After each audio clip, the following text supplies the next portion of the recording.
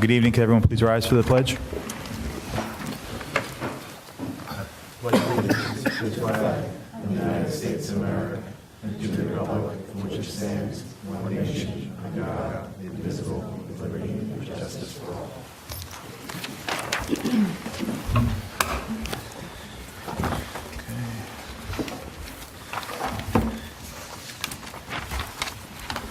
Okay. Good evening. Good evening, everybody. Okay, I'll go first. Approval of the agenda. I get a motion? Rob, second. Henry, any questions? No? Okay to vote? All in favor? 5-0.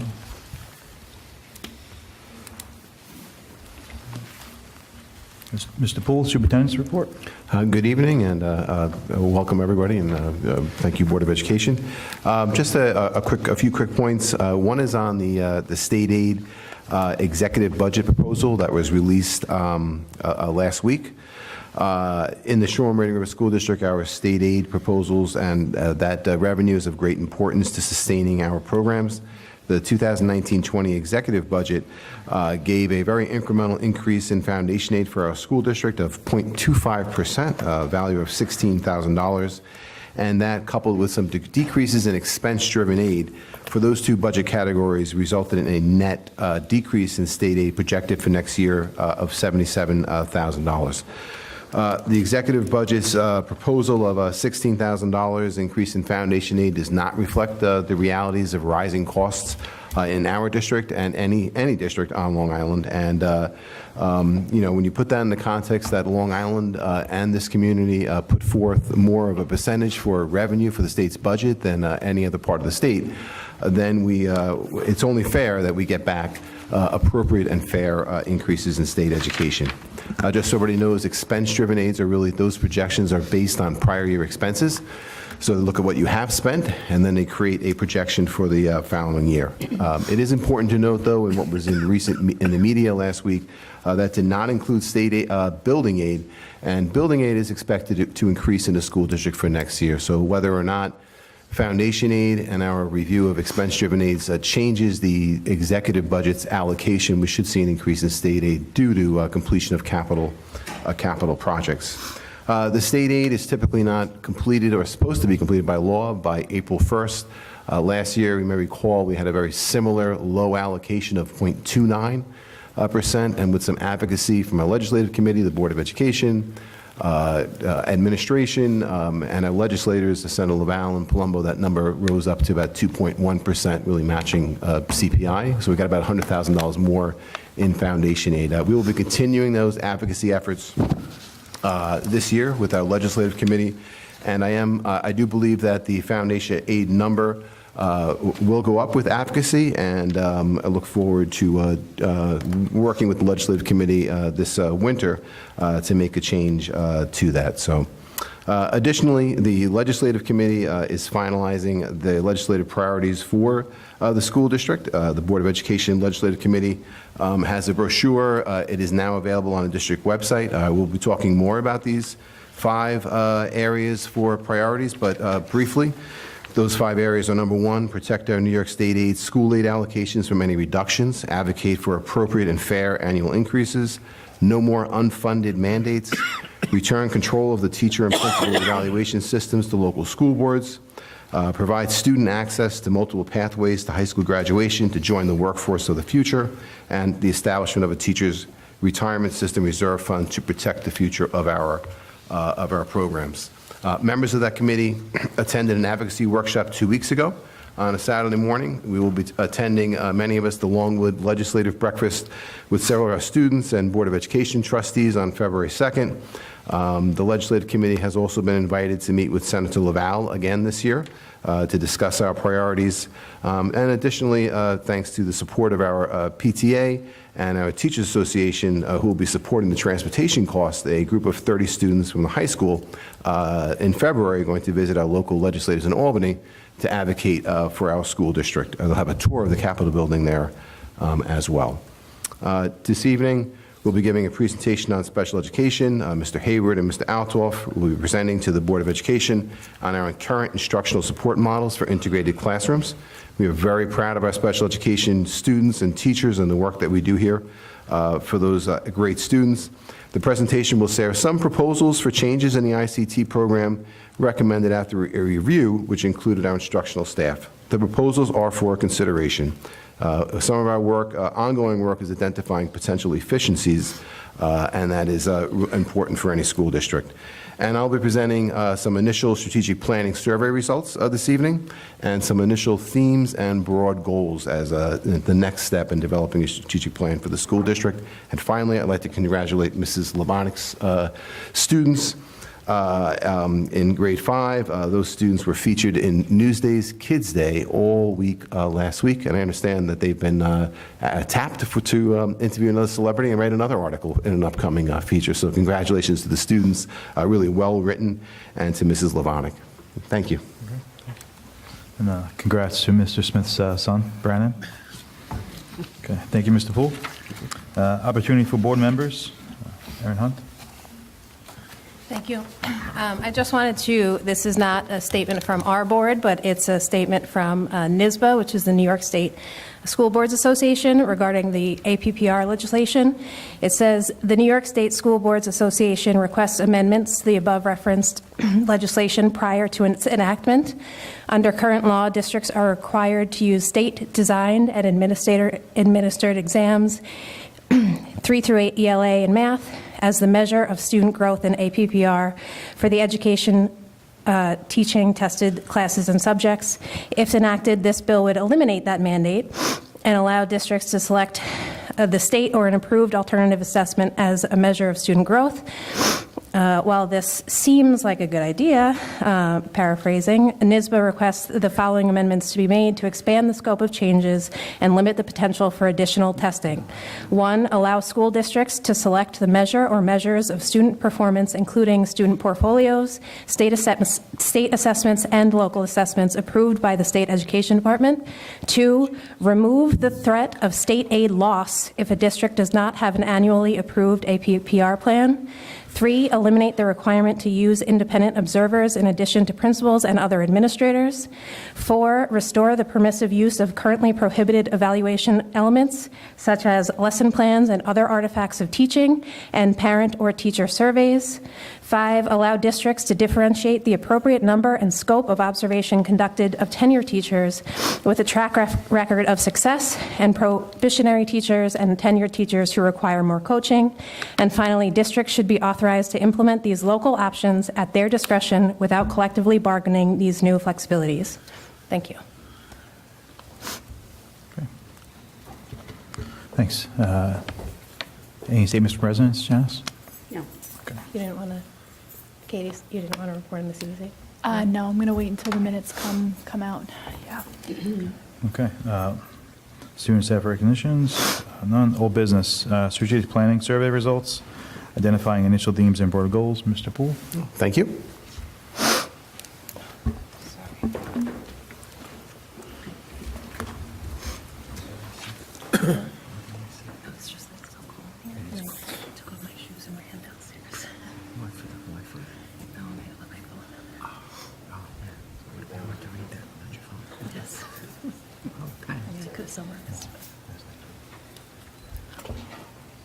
Great, I'm going to my glasses.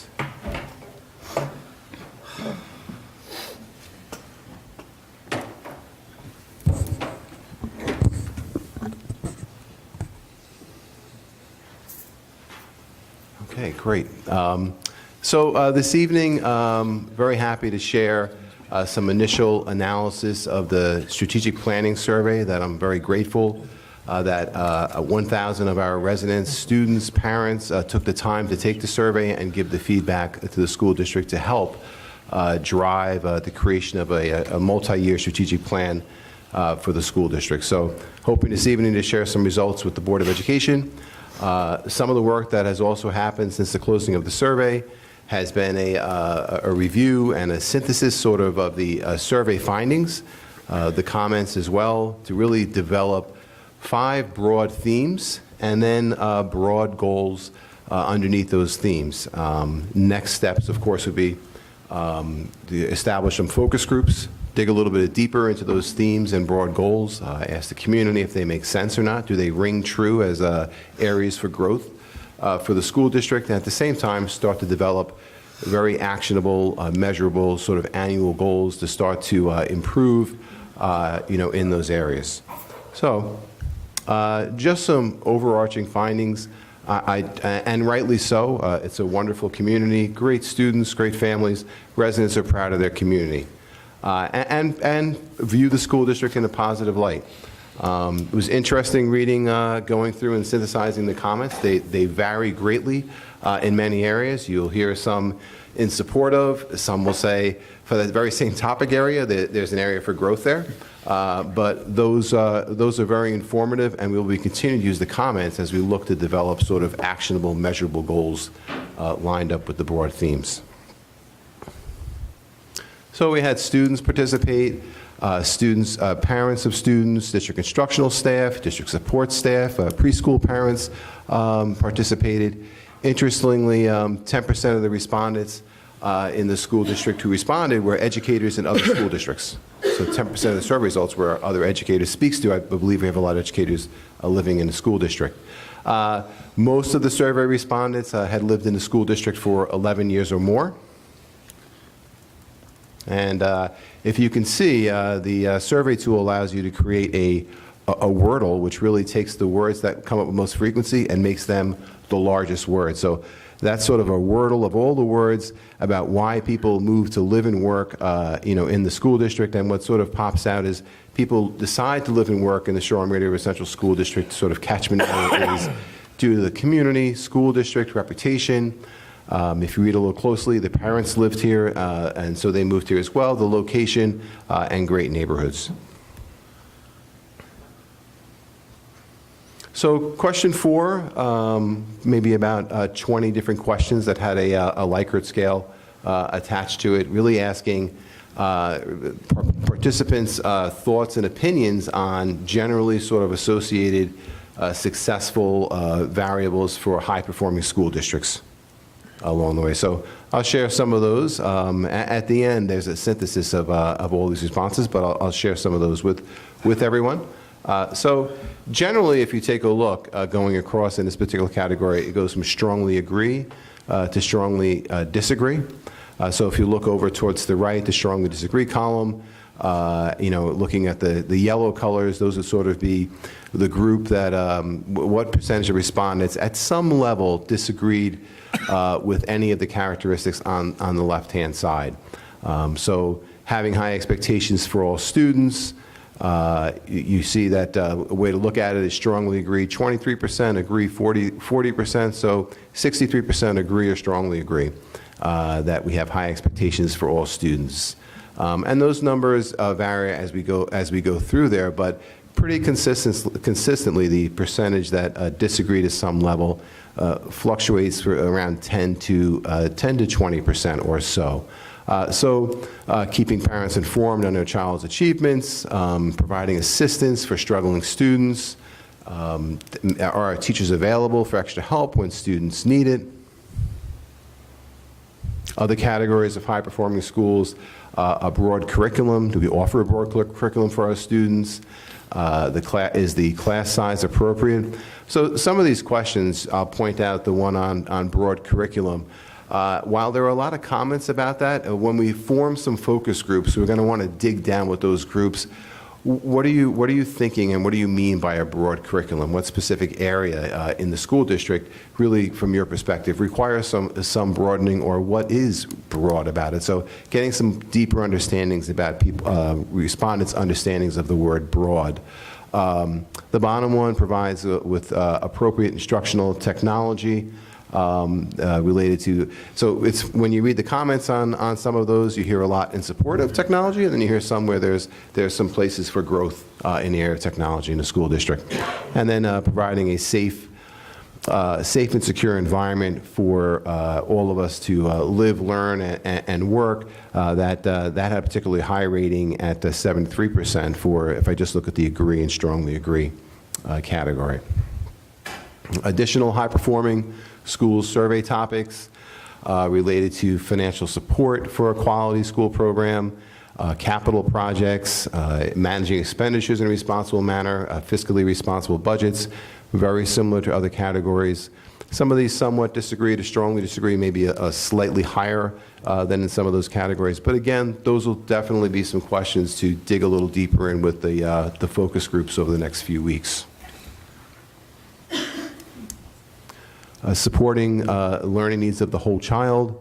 That's another one where we want to ask some more specific questions of respondents and community members that come back out for focus groups, offering students and staff quality facilities, minimizing any negative impact on program due to declining enrollment, and making, on the bottom there, making the best use of elementary learning time. And we asked that similar question for the middle school on learning time and for the high school for learning time. It is of note, if you look at the making use of student learning time at the high school level, you'll see that there's a 30% of respondents who took the survey. And the number on the right is the number that answered that particular question. Not every parent's going to have, or student will have a sense of the high school experience, but of the respondents that took it, about 30% indicate that there's some consideration and work to do, maybe in a strategic plan related to the use of time at the high school. Then the next two on the bottom there related to communication. We are communicating with parents about school issues, and then with the community about current school issues and needs. And we see that those are a fairly similar percentage of responding in a somewhat agree to strongly agree. And again, we see similar numbers of disagreement. So for that particular question 4, if we take a look at the percentage of responses indicating some level of disagreement, 20% or higher, we can sort of rank them from 10 to 1, with number 1 being at that 30%, that one that has the highest level of disagreement, which is making the best use of student learning time at the high school level. And then we see some related to facilities and fiscal matters. You see broad curriculum there is at number 5. We see the whole child. Again, we see instructional technology, and then some points on communication. So those were, culling through those were the top 10 that had the higher levels of some level of disagreement. And those were used really to think about and generate some themes towards the end of the presentation, coupled with question 5, which was questions more related to specific district programming. Again, not everyone had sense of all these, so the percentages really reflect the number of respondents that answered these questions. So if I move to our academic supports, again, very similar to question number 4. The respondents that indicated some level of weakness hovered around 10 to 20%, with some exceeding that 20%. Academic supports, AP courses in the school district, after-school programming and activities, the art program. Certainly, considering these really did give pause for focus questions. Which after-school programs, which grades, where would you like to see more, where is it working well? So those will be additional follow-up questions for the focus groups as well. BOCE's career tech ed programs, that is for a limited population of students at the high school who decide to pursue an opportunity that the district provides annually for around 50 students to partake in programs related to carpentry, veterinarian sciences, aviation, plumbing, HVAC. So that is sort of the survey responses for that particular high school offering. The cafeteria program, we see sort of stands out a little bit, but we don't have a cafeteria at Miller Avenue, and the middle school is just about ready to, we are still awaiting permits. The middle school is getting ready to open, so I'm sure that reflects a lack of a cafeteria program currently in some of the buildings. District's communication with the community, the district's communication with parents, both very, very similar. percentages that give the district a rating of average to very strong. District's communication with students, those somewhat weak, and weak sort of jumped up a little bit higher, so it'll be interesting to meet with students and ask them about our communication with them, about their own daily schedules, their lives, district offerings, district programming. We will be meeting with students and asking them some of those questions as a follow-up. District's communication with our parent-teacher associations and organizations, communication with staff, and our use of social media for communications, which you may not have noticed has jumped significantly over the past year, but looks like there may still be some work to do in that area. English language arts, English as a second language, enrichment and guidance, other district programming. We see some of those jump over 20%, enrichment getting closer to 30%. So those will be some areas that definitely, under some of the broad themes and goals, we'll be doing some work on in a multi-year plan. Health education, library services, mathematics, and music, generally very well regarded across the school district. We'll be going back into that, but comments on mathematics were inside the responses from parents. We related to some questions about acceleration, some questions about math performance at the high school. So we will be digging deeper with students and parents on that question as we consider that moving forward. Nursing and health services, physical education, psychological services, and reading services.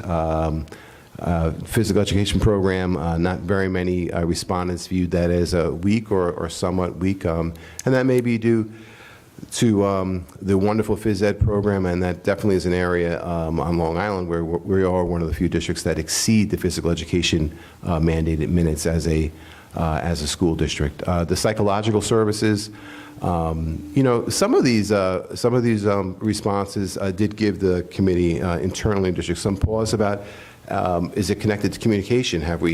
Does everybody know everything that's happened in the school district? So for example, over the last 2 years, we've added 2 full-time psychologists and an after-school North Shore Youth Council program. So is it, a lack of knowledge about that happening? We didn't get the word out enough about that? Is it about the service itself? So we'll be asking some follow-up questions on that.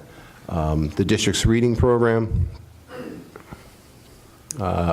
school facilities, school to community partnerships, science, social emotional learning. At the last board meeting, we talked a lot about the programming in the school district. There's a brochure that just went out for the community to read and understand. School facilities, we do see a little bit of a higher number, but we do know that work has been ongoing. There's been tremendous successes in the school district over the last 2 or 3 years to the facilities, and that work is planned to continue. Again, sometimes this may be related to, have we gotten the word out? And social studies, social work services, special education, student transportation. Again, generally positive for all those areas. There are specific comments, for each one of those areas that as we develop those smart, measurable goals across a 5-year plan, we'll be using those as starting points for some input into the development of those smart goals. And finally, technology, computer skills, and world languages. So 2 additional academic areas for us to consider as we develop SMART goals and the more detailed plan. So looking at the question 4 and 5, and looking at question 5 specifically, similar to question 4, which is about high-performing school districts, question 5 is related to our district programs, and we can see that looking at the ones that had a level of weakness indicated in the survey, from number 10, technology computer skills at 20%, and then the highest, as I mentioned earlier, the cafeteria program. And we see facilities, enrichment, social media for communication, social emotional learning, guidance, psychological services. So those are the ones that stood out of question 5 at a threshold of 20% or higher. And question 5 and 4, in conjunction with, this is not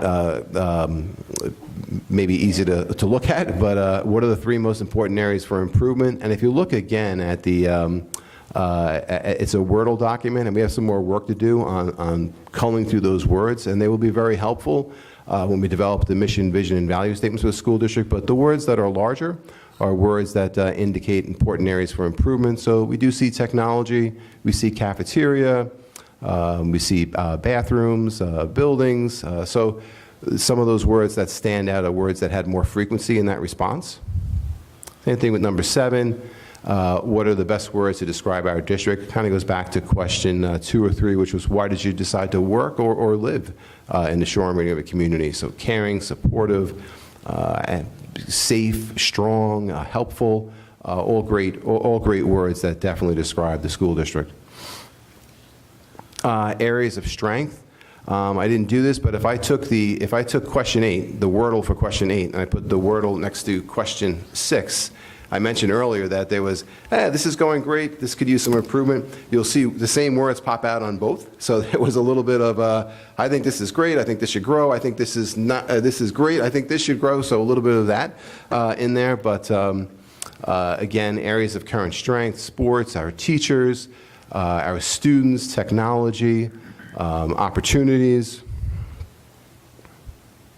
So sort of culling through all of that, spending some time working, thinking about it, recording wonderings and noticings. These aren't final. These are really initial themes and goals. And these would be the initial themes and goals that we take back to our focus groups. Do these make sense? Do they ring true? We took the survey. Maybe you didn't take the survey, but you're coming for a focus group. Does this make sense as 5 broad areas for us to develop smaller actionable goals underneath? So first one, whole child programming. Excuse me.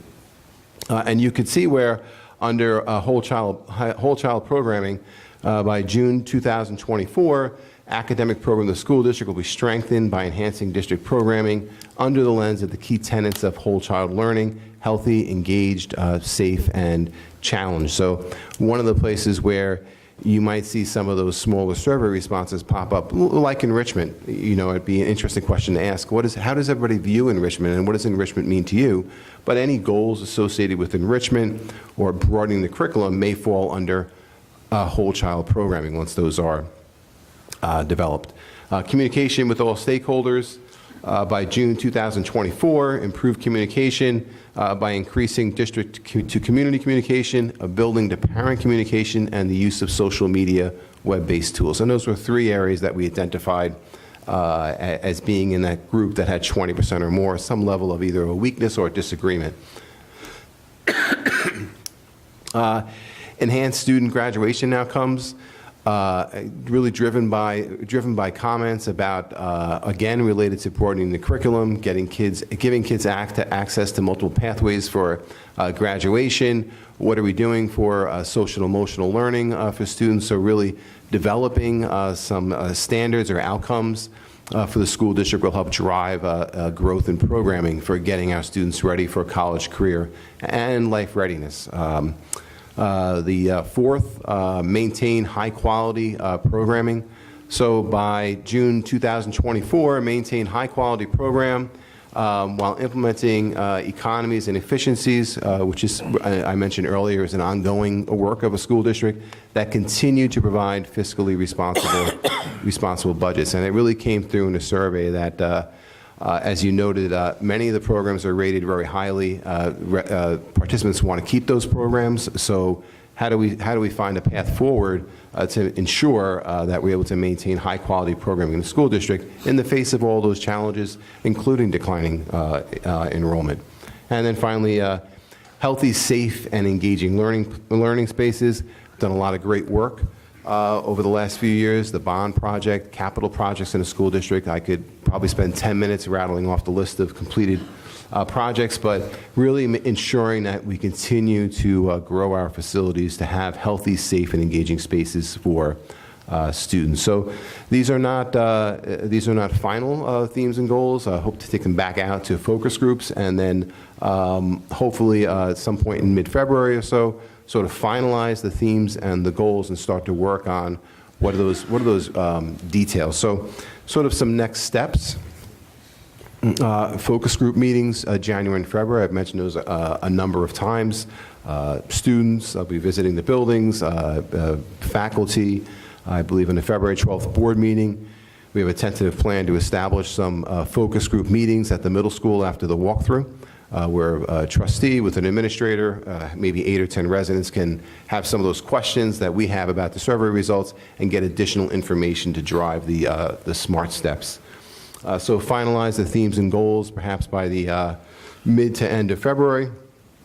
Once we know what the outcomes are that the survey shows, that's a great time to go back to the district mission, vision, and value statement to make sure that the mission, vision, and value statement really line up with where do we want to be in 5 years from now.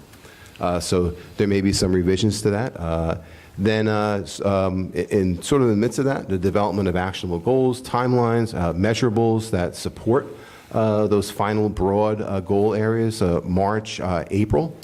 And then finally, the goal will be May, no later than June, would be to adopt the 2019-2024 strategic plan and the revised mission, vision, and value statements. So that's sort of the next steps. But I will, I'm going to move it back up to the themes and goals. And if there's any questions related to that, I know the Board of Education had a chance to take a look at these survey results as well. Yeah, I just wanted to thank you and the administration for putting this together, and also the support of the board to provide that vision in the next 5 years. I think it's important for the district, so I want to thank you guys for that, taking the lead. The focus groups, what type of communication and outreach to the community? Because I've been to a few PTA council meetings; they're very well attended. So I'll make sure we get all of the stakeholders at the next Board of Ed meeting to be involved in this, in the focus group and communication. So what plans do you have to further engage the community? Well, some of that will be in the district newsletter. We'll be using the Facebook page. I will likely do a robocall or two in inviting residents to come to attend these meetings. I think when we put the survey out initially, there was a request to email my assistant if you were interested in being a focus group. So we'll be doing some outreach to the folks that said, yeah, I would be happy to be in a focus group. Did you get many? Did many people request? I don't have the number, Okay. but some did come in. I think I want to leverage, not that I want to, we have wonderful committees here, invested community members, taking some of these back to those committees when they are meeting, and using them as a focus group as well. The Curriculum Council, Mr. Piazzi has a student advisory here in the high school, so we'll definitely be working to communicate to get that back out so we can get a little more feedback and ask additional questions. How does that date work out well with the district calendar? Because I know, a lot of us here attend a lot of different meetings during the week, whether it be the individual school PTO meetings. I know there are a lot of things coming up in the winter. I just want to make sure the meeting is available when people aren't going out 2 or 3 times that week and have to come to another meeting. It's right Agreed. before the Well- break, so this is very important to the district, similar to Briarcliff and some other, the bond. I just want to make sure it's well attended. I think those are excellent points, and we will be very sensitive as to when people are already out for meetings. So we can leverage a PTA or a PTO council meeting, leverage a committee meeting to make that happen. That is a little bit maybe aggressive. We are entering budget season. Right. But I'm hopeful that we can finish this up by the end of May and or at least get it ready for the summer and start of the school year. So, Okay. yeah. Maybe you can reach out to some of the PTA leadership to help. What's that? He's speaking at February 6th. About this? All the PTAs, yes. All the PTAs and PTOs are there that night. We're having the state of the district report. At your meeting, instead of our meeting. That makes sense. Well, I will. I'll be working on this schedule. I look forward to attending your meeting to hear your statement. I will be working on a schedule of with my colleagues on a schedule of focus group meetings and advertising those and sharing the information as we move forward for that for sure. So Elisa, is your meeting a unified meeting with all the other PTOs and PTAs? Yes, it's a meeting that everybody's got to go to. So would it make sense to have the focus group meetings at that meeting? Well, it may make sense, it would make sense to share some of these findings, but I do see a focus group venue maybe being about an hour, 45 minutes to an hour. You do want to sit and go through those theme areas. We do want to ask each focus group, what do you believe the community is saying about broad curriculum? How do you view enrichment measures? So- I understand the need to drill down on some Yeah. of these broad themes, but if no one's there, if it's just us sitting there with the administration, that's not the feedback that I we're agree. looking for. I agree. So we will be looking to coordinate with PTAs and PTOs for sure. All right, thank you.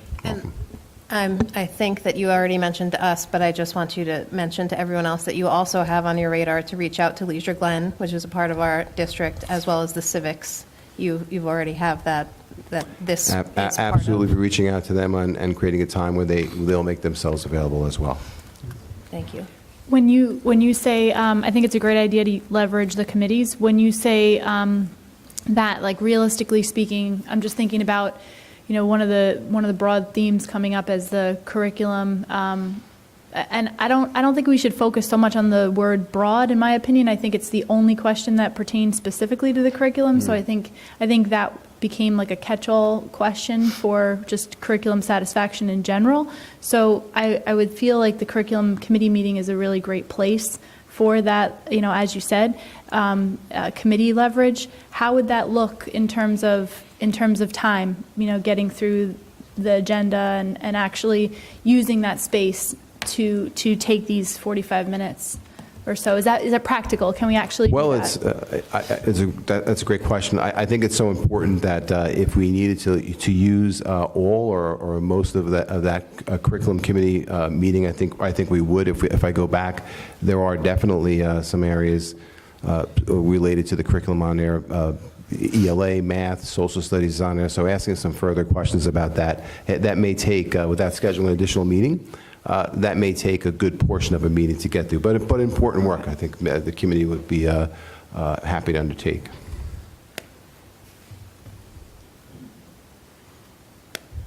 Any questions? No? Okay, great, thank you. Okay, thank you. Okay.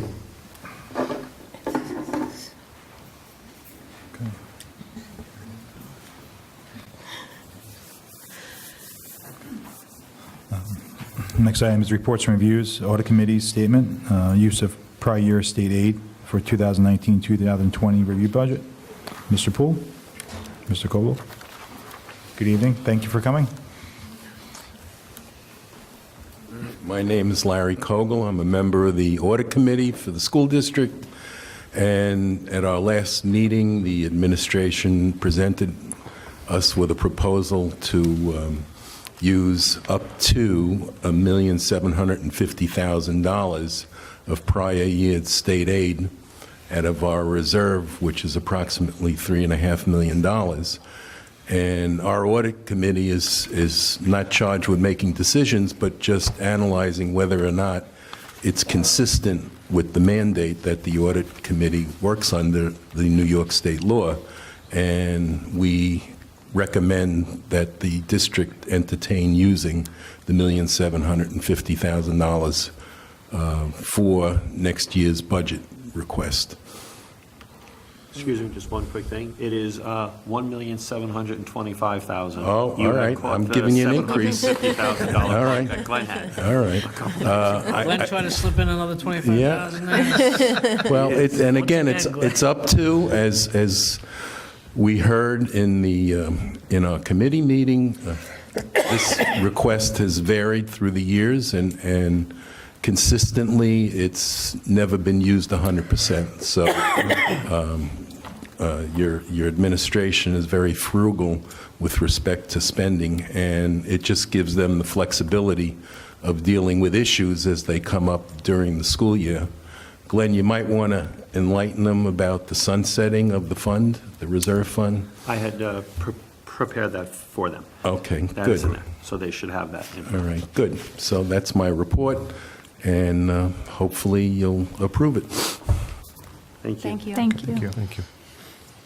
But if I may add, Historically, the Audit Committee has approved the potential use of up to $1 million, and it's varied year to year whether the district has actually had to apply any of that reserve fund to support the budget. We are in the early stages of drafting the budget, with budget meetings underway, and it's not clear yet whether we would have to apply any of the traditional $1 million to the budget as a revenue support for the school district.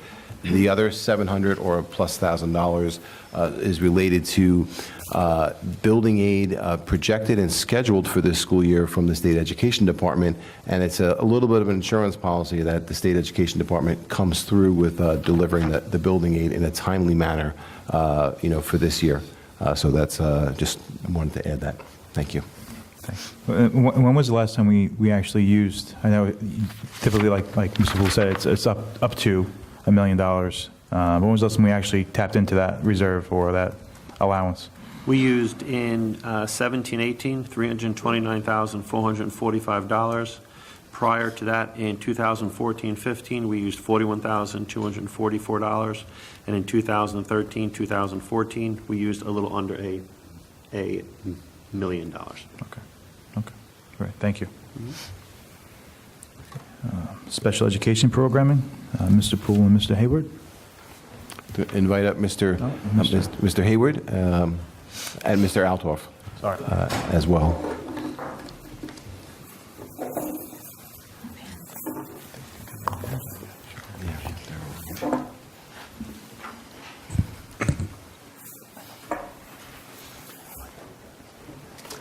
Okay, as Mr. Poole said in his superintendent's report, we look to review the special education program that we have K through 12 here in the district to look for efficiencies. So I'm going to quickly just review what we have. We currently have 812s in the K through 2 building at Miller Avenue, which consists of 1 special education teacher, 2 teaching assistants, and 3 special education aides within that classroom. These are for the more severe learning disabled children within the district. Then we also have a learning center, which is 15-1-2, which means up to 15 students, 1 teacher, and 2 teaching assistants. This particular class also has 3 aides in it currently based on the kids' IEPs. Then we have kindergarten, first, and second grade inclusion. And in that model, we have a full-day special education teacher, a full-day general education teacher, and a half-day teaching assistant in each of those classes. Very similar to Wading River, where we continue the RISE program with the 812. The Learning Center, again, stays the same. The number of aides varies depending on the individual student needs. And inclusion, as you can see, we have 1 section in 3rd grade, 2 in 4th grade, and 2 in 5th grade. Same model that we have over at Miller Avenue, which is a full-time special education teacher, a full-time general education teacher, and a half-day teaching assistant. As you can see, in 5th grade, we do have 1 aide for an individual student in that 1 section. The middle school, we continue the RISE program, which has the 812, up to 8 students, 1 teaching assistant, and 2 aides. 1 teacher and 2 teaching assistants, aides as needed. The Learning Center, there is a typo here. It should be 15-1-1. So it should be up to 15 students, 1 teacher, and 1 teaching assistant, not 2 teaching assistants. It's a copy-paste error. Inclusion, for grade 6, we have 3 sections in all 3 grades, actually, 6th, 7th, and 8th, which currently has 1 special education teacher in the classroom, 1 general education teacher in the classroom, and a teaching assistant in the classroom every day. And you can see 7th grade, there is 1 section that also has an aide based on student needs. Continuing up to the high school, we continue the RISE program, which goes up to 10th grade currently. The life skills is 11th and 12th grade. So we still have the special education teachers with the teaching assistants there. The Learning Center is 15-1-1, special education teacher with 1 TA. And then inclusion, you can see 9th grade, we have 3 sections, 10th grade, 2 sections, and 11th grade, 1 section. And the model is the same as the middle school, where there's a full-time teacher, a full-time general education, special education teacher and general education teacher, and 1 teaching assistant for each period.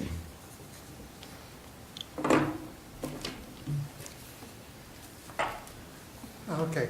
Prior to 2015, the district had a model where we had a consultant teacher, consultant direct teacher model. That is where we had one regular education teacher with special ed students assigned to the class and a half-time teacher part of the day in that classroom.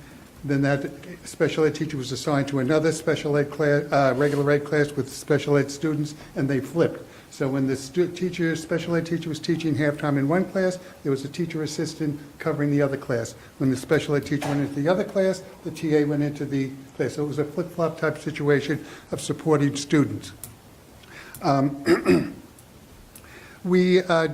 We really didn't feel that was the most effective model of providing services to students. So what we basically went to was a model where we had a one-time regular ed teacher and a full-time special ed teacher, and we reduced the TAs to 0.5 so they could support those teachers in individual work that was going on within the classrooms.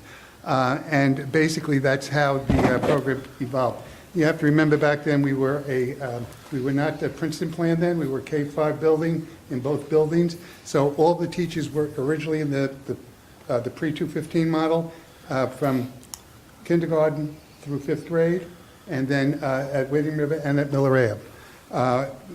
So currently at the elementary level, like I said, we switched to a general ed teacher and special ed teacher with a 0.5 TA. So those TAs are not IEP driven, they're just in there?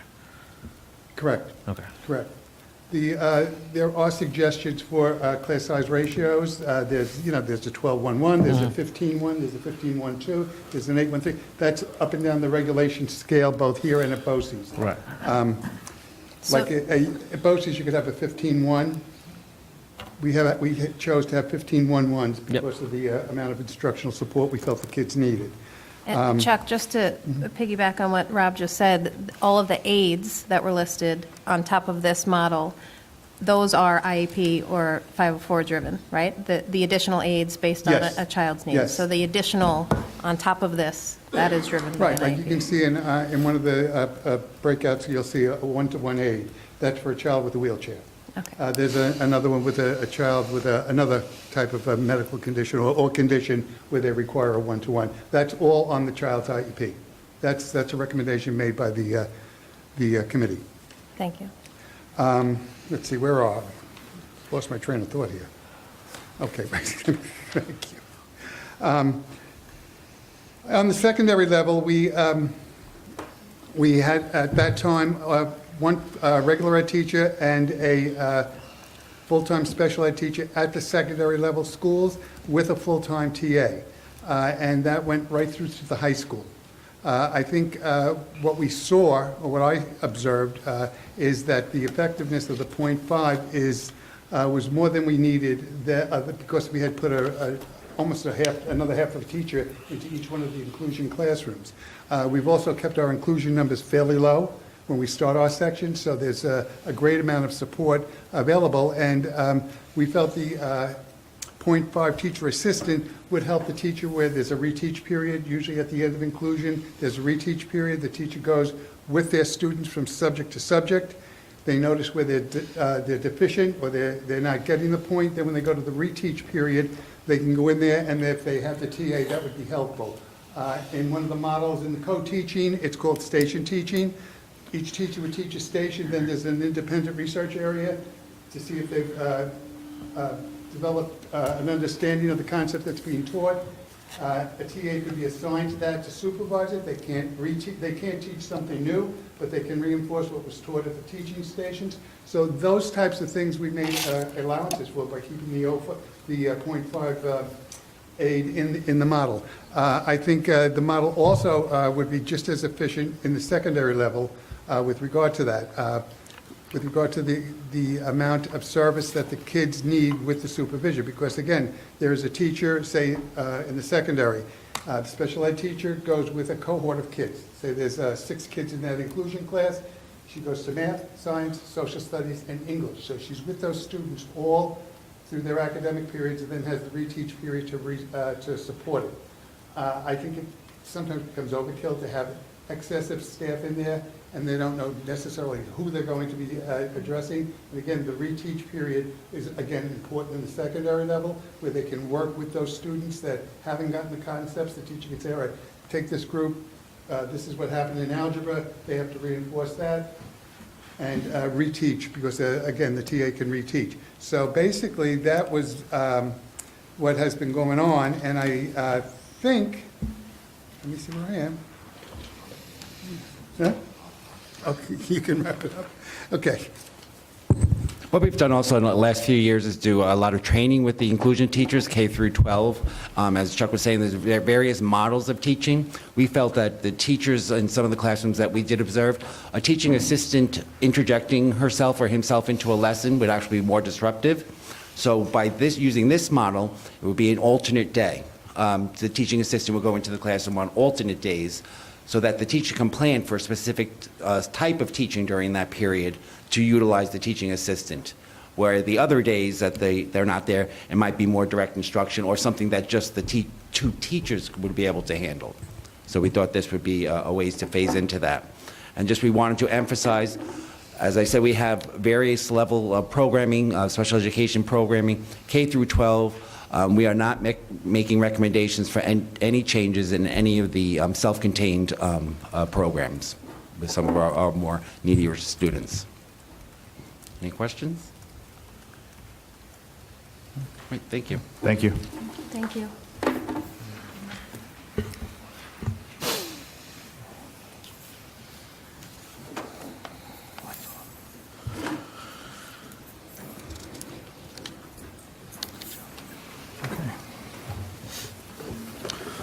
Okay, votes and resolutions. Approval of minutes, January 8th, 2019. Mr. Smith, you were absent. Can I get a motion? Rob, second. Henry. Discussion or questions? Okay to vote? All in favor? 5-0-0. I'm sorry. Jim, want to abstain? 5-0-1. Approval of CPSE, CSE, and 504 meeting summary, memo dated January 22nd, 2019. Can I get a motion? Henry, second. Katie. Discussion or questions? Okay to vote? All in favor? 6-0. Approved. Approval of Treasurer's Report, November 2018. Can I get a motion? Katie, second. Aaron, any discussion or questions? Okay to vote? All in favor? 6-0, approved. Adoption of resolutions. Board of Education resolutions. There's two of them. Take them as a block. Okay. 1819-174 and 1819-175. Can I get a motion? Rob, second. Katie. Any discussion or questions? Yes, on 175, it's about the academic calendar.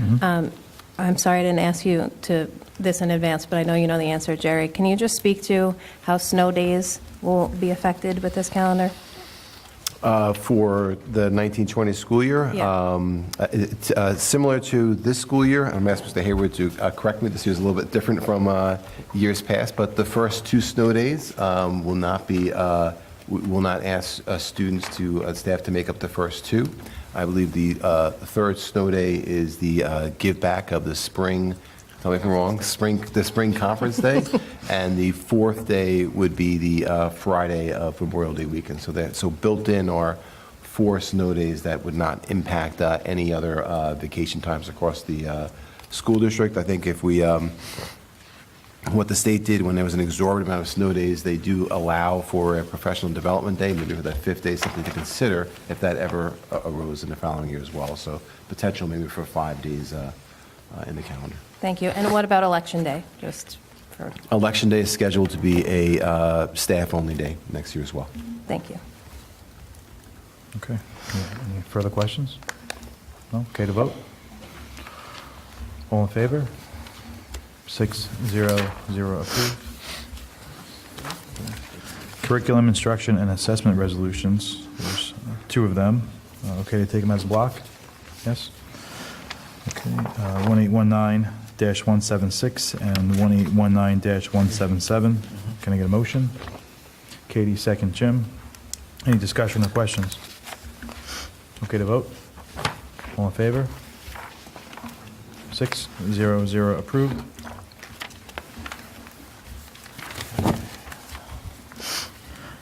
Business and operations resolutions. There's quite a few. Take them as a block. Yes?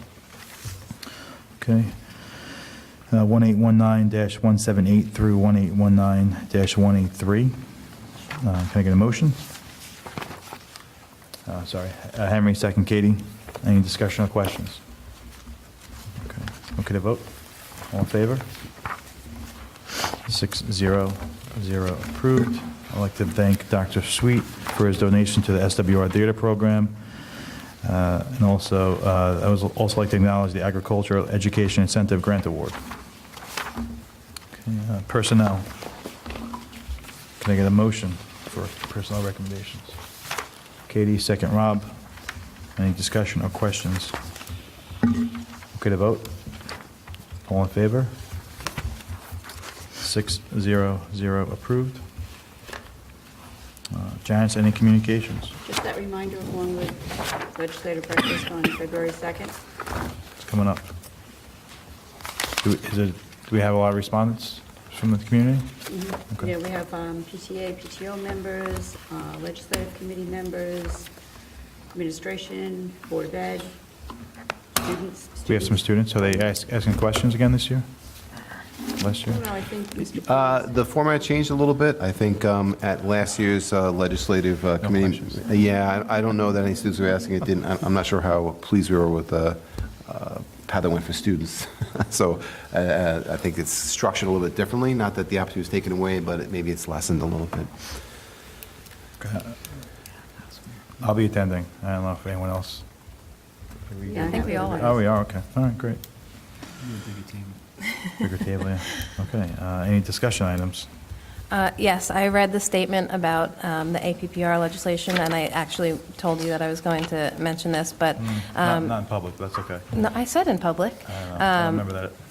I wanted to just ask administration to speak to, one, the APPR legislation and how that may affect Shoreham-Wading River, and two, also the schools that were put on that very shameful list from NYSID does include opt-out numbers this year, which had been talked about for years as just a threat and just a scare tactic, but they've actually included opt-out numbers. We were not on any list. However, they're taking steps in those directions. So I just wanted to ask administration to speak to the APPR legislation and also opt-out numbers counting against school districts. Well, I'm okay to make a few comments on APPR. I would say that, and it's moving quickly, I think, with the new members of both legislative bodies and the change in the political majorities in the Assembly and the Senate. There is a real push to quickly decouple teacher evaluations and principal evaluations from state assessments, and in a pretty hurried manner. I read the legislation that's up there right now, and I wouldn't be surprised if it was acted on just this week. Basically, what it's saying is, as you read, it will remove the requirement for the use of any state exam for teacher evaluation. It will not restrict you from making that decision to use state exams. However, everything else still remains. Independent evaluators, the matrix. So the only local control that a school district is getting back is the decision to choose from a state-prescribed list of approved assessments, which they already have. So you may recall, I believe 3012C, we're in 3012D right now, 3012C required a district to have a local assessment measure plus the state assessment measure. So you would have to still have a, you may recall the matrix where you have a rubric performance score and you have the component score for a student performance, and where those meet determines your rating.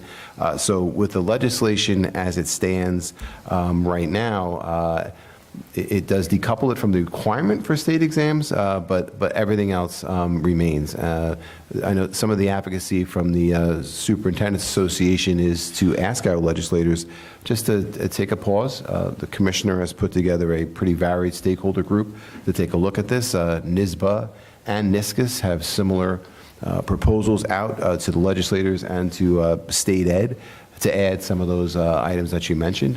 Currently, APPR is coupled with state aid, meaning that if you are not in compliance or you have not submitted a completed APPR plan to the state that has been approved by New York State, you're putting your state aid in jeopardy. There are a lot of behind-the-scenes checkoffs that we have to do as a school district, from data reporting and all these things, and on anything related to that, there's a little checkoff box where I am certifying that we are complying with our state-approved APPR plan. And just on that note, the APPR plan, can you just speak to how much of particularly Alan's time is spent on all of this meaningless reporting to the state that is now going to change again or potentially not change again? Well, it is an advocacy area for the Legislative Committee. It is time-consuming. I don't think anybody can argue that evaluating anyone's performance at any job is important for growth and for improvement. That's what we do. But it hasn't generated the results that this, I believe, was the intent of some of the legislation, and it's been an obstacle in many cases. So a change to APPR rather than making a one quick change is probably better served if it's thought through. I know there's political pressure for the new congressmen and senators, assemblymen and senators at the state level to make this change quick, but a thoughtful approach that considers all of those things so that we have a final New York State APPR plan that creates a learning narrative between administrators and teachers. How do we reflect together to develop growth plans for ourselves? How do we have reflective supervision and sort of reflective instruction,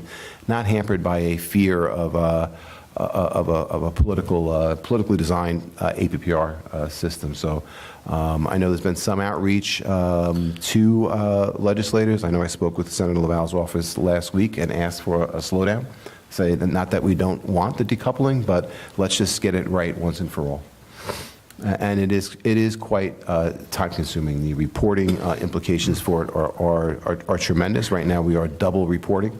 You're reporting an advisory score and a transition score. The moratorium, which decoupled, which did not allow districts to use teachers' ratings based off of state test scores, is expiring. It had 4 years, but during that moratorium, districts had to report out that original score and then a transition score, which required a negotiated transition plan approved by state ed before you could report on those transition scores and implement that. So been a lot of bureaucracy, a lot of writing, and not enough narrative or time allowed for that narrative that truly creates collegiality, growth, willingness to grow, willingness to have a dialogue about what is our impact with students in any particular lesson.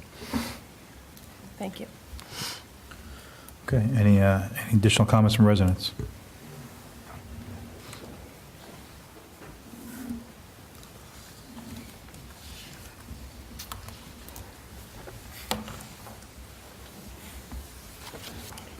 Elisa McMorris, Wading River. I just wanted to make a comment from the watching the report. Very nice job. What really, I was excited, wanted to come tonight to see results because I love seeing results. So just to announce, so February 6th is our next PTA council meeting. We are addressing as the topic of the State of the District report by Mr. Poole, and we're hoping to talk about the go through what you went through tonight to explain to the parents, and then generate a discussion. We're going to allow that discussion to go where it goes, and then maybe we can establish some of those focus groups that we want to establish right then and there. You know, have a sign up, are you interested, and then we can have our own email list going around at that point so that we can get the people that want to do it, and then they'll show up to the next meeting, whenever that is. One of the things that I pointed out was communication on there. And I think that is a key point that it's almost like we need to advertise a little bit more. I used to joke that we needed to have, like, you know, when you're on a soap opera, it's like last week on As the World Turns, this is what happened. So I think that we kind of almost need that, like that recap of what's happening before we go forward, because we forget. We get busy in our lives. a good example of that is the Girl Scouts, my Girl Scouts did a journey about food and farm to table, and they were, incensed about the cafeteria. Well, it turns out the cafeteria was offering all those foods, they just didn't know it. And so, and it wasn't, advertised to them, it wasn't out so they could see it. And some things did change. There was oh, you really want that? And I can't remember what I think it was the applesauce or something that they ended up buying that became a hit. But I think that the point being is that there was a lack of communication, lack of advertising from one to next. And I think that that's important on the district level. And we talk about some of those things with the mental health, and we're talking about, do we know those things are going on? I think that one part of that piece is that, no, we don't know they're going on. And that when our kids get to the middle school and the high school, where those conversations that happen are not necessarily happening as often. And so, yes, we need to cut the apron strings, but I think by having something come home, it'll generate more conversation for that whole child education so we can support it. Also, that will also pick that, and that also opens up maybe the other weakness of this is that maybe it's not outreached enough. Maybe we're not getting to the students enough, to the ones that want to hear about that. Or so maybe that's the next piece to this puzzle, is supporting that and getting more out there. And that kind of leads me to, so I always talk about Miller Place, and you guys are probably tired of it because all I know in guidance, because I live with a guidance counselor. But at their school, they have a director of guidance, but his role is combined. I believe he's the assistant principal as well. But I think that when we spread one person too thin, where they can do a good job, but not a great job, because it's impossible to it. Key point is that I can't do everything, so I'm learning that. So I think that having a key point of somebody who understands that key point, one of the things my husband loves about that is that the whole guidance department comes together. Mental health, everyone comes together, and they talk about things, and then they find out what's missing. One of the things they did there in the middle school is they brought down a high school counselor to the middle school to help with the transition to high school, and that has made a difference there. Now, that may not be something that we can do with our population and our numbers, but I think the point was that came about because they had the meeting with the guidance, and they had the director of guidance, someone who is a guidance counselor once, who they could talk to and say, hey, this is what's going to work for us. So that being said, wanted to place that in your, back in your head. And the other thing I'm going to give you, and I don't expect this to be a priority, but because I'm a physician assistant, I get something called Journal Watch. And basically, it's kind of a summary of all the articles coming out there. And I've been, my daughter's taking AP seminars, so all the time I hear, well, is it a qualified? Yes, it is, thank you. But I wanted to share this with you because it's about school start time again. And one of the things it says, it's from the journal, from the Pediatric and Adolescent Medicine, and they've come every 6 months there's a new one coming out, and it says, the study supports delaying school start time for adolescents. We should advocate to school boards and educators that adolescents do better in school when they can get up later. These researchers did not find that teens delayed starting sleep when the school start time was later. So it's delaying a school start time, extended sleep time, and improved school performance. So I'm just going to leave that for you. It's a great article.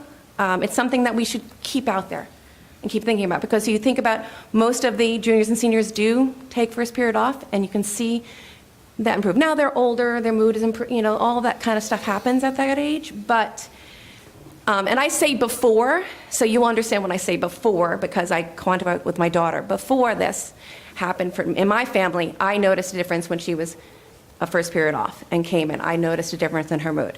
So I think it's something that we should keep in our minds, not something that we're going to address this year, but I think it needs to be kept somewhere out there in our iCloud. Thank you. Thank you. Okay, any other comments? Tom? Hi, everyone. Tom Sheridan, Shoreham. Just a quick question on the prior year state aid. The amount, is that because we're looking for building funding early? Is that, not sure what the reason is, we're pulling from reserves right now, when I think financially we're in pretty good shape. I don't know if we want to address that tonight, or if I'm getting ahead of my skis. I'm going to answer. I know the budget planning process is coming up, so. I'm going to answer briefly, and then I'll turn over to Mr. Arcuri. But We don't have a finalized budget yet, and we don't really have all of our revenue numbers yet. We don't have the tax calculation, all the numbers that we need. So this is a little bit of a getting an approval from the audit committee in the event that we need to tap that reserve for the 1920 school year, that the audit committee looked at it and has approved its use as being aligned with the legislation that provided the prior year Got it. state aid. So I may, Mr. Arcuri, did I? Great job. I got that right? Well, good. You did a great job. That's all I wanted to know. So I am a little bit ahead of time. And Thank you. just to clarify, I know you mentioned that was in the update that you provided to the trustees, but what is the date as far as when the prior year state aid has to be used by? 10 years from the last receipt of aid. That would be 2024. Okay. I don't know the exact month off the top of my head. All right, so just as a follow-up, if you pull it down, can you replenish it? No. Oh, The tax reduction reserve fund, which is where the prior year state aid has been deposited into, those are revenues received that are tied to an actual claim that a district won. So that is payment for a award. So once the funds are drawn down from that reserve, they aren't meant to be replenished in that particular reserve fund. You can put other funds inside of a tax reduction reserve fund for different purposes, but replenishing the term prior year state aid, you cannot do that. got it, okay. Because So it there's is a different spec- buckets of money, that's Yes, just sir. another bucket. Okay, Correct. thank you. Thanks. Okay. Thanks. Okay. Can I get a motion to adjourn public session and enter into exec to review collective negotiations pursuant to Article 14 of the Civil Service Law in relations to the SWARA contract? Aaron, second. Henry, all in favor? I'm sorry, who's second? Aaron, second. Katie? Henry. Oh, Henry. Henry, Katie. You pick. Okay.